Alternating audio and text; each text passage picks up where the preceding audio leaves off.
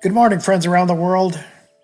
As we continue to consider the different kinds of transformative anger, which helps us tear down walls and build bridges in our relationships with those we're close to and those we love, let's move on to look at social transformative anger.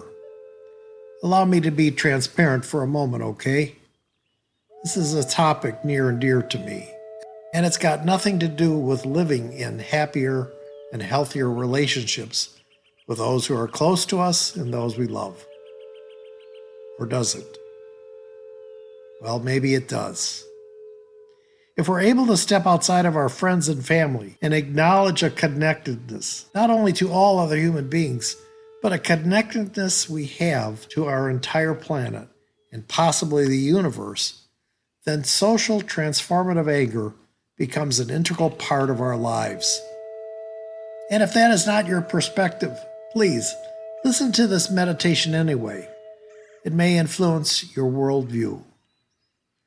Social transformative anger is about a force within people that looks at a group of people bigger than their immediate family and friends and sees a disparity within that structure. Two good examples of this would be a collective group focused on social justice or war and peace. Both groups have an anger from within. In the social justice group, people are angry about the unjust treatment of a specific group of people. This group of people could be women, people of color, LGBTQs, the poor, and other groups of people who are perceived as not being treated fairly or equally in our society. This group is driven by their anger to make things right, to change what's unjust and make it just. They have a sense that the playing field is not level. They have a connectedness with people as a whole, believing we're all in this together. The same is true of a peace group or movement. They too are angry about war and the killing of other people. They see no value in war. Killing people does not stop the killing of people. It only perpetuates the killing. You don't have to be a pacifist to realize that 6,000 years of human history support their worldview. So what do these groups do? They use their anger about the situation in a transformative way. Two good examples of this are the civil rights movement in the 60s with people like Martin Luther King Jr. and Rosa Parks, and Mahatma Gandhi coming up against an oppressive British government in his own country during the 20s and 30s. In a more contemporary sense, we have great leaders such as John Lewis, Gloria Steinem, Ruth Bader Ginsburg, Dorothy Day, and Barack Obama.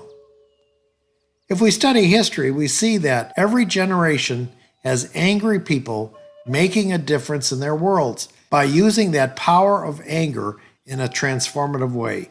And, unlike the list of people I just shared with you, most of them go about it with far less recognition by their contemporaries. And I think that's okay. But here are the names of just a few of the people today using their transformative anger to take something wrong and make it right. Greta Thunberg, Esmeralda Simmons, Melanie Campbell, Al Gore, James Rucker, Latifah Simon. So, how does this meditation apply to you and me? Well, if you're angry about something that's wrong in your world, use that anger to empower you to help make it right. Like what, Ed, you might ask? Well, the world is not without opportunities to serve. If you're upset, for example, with how your school board is dealing with the issue of bullying, confront them. If you're angry about how we treat the poor, get your church to support the local food bank. If you're angry about the inequality of any group of people, Let that anger guide what politicians you vote for. If you're angry about how the country treats black people, join Black Lives Matter and march peacefully. If you're angry about what's going on in Washington, D.C., join the march.